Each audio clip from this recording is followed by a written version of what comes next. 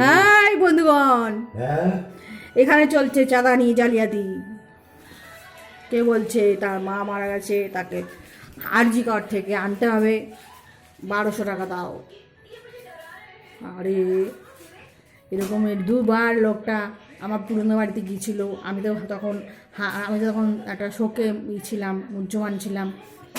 তা আমি তাকে দুবারই টাকা দিয়েছি। এবার যখন আবার এই মায়ের বাড়িতে এসছে তখন আমি বললাম লোকটাকে তো চিনি, এটাই ওর পেশা। সঙ্গে সঙ্গে বলেছে কী ব্যাপার, এত রাতে এখানে কি দিনের বেলা আসতে পারেন না?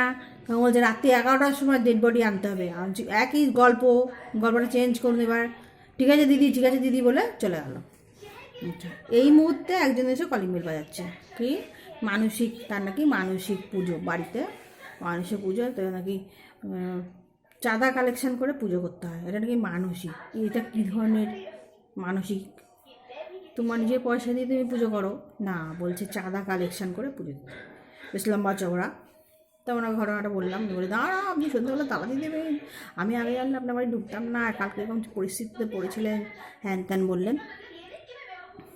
তোমরা বলো যে কী ধরনের এখন মানুষের মানসিকতা তৈরি হয়েছে, যে এই দুপুর 1টা, রাত 8টা, এই সময়গুলোতেও তো বাড়িতে পুরুষ মানুষ কমই থাকে, বেশিরভাগই মহিলারা থাকে।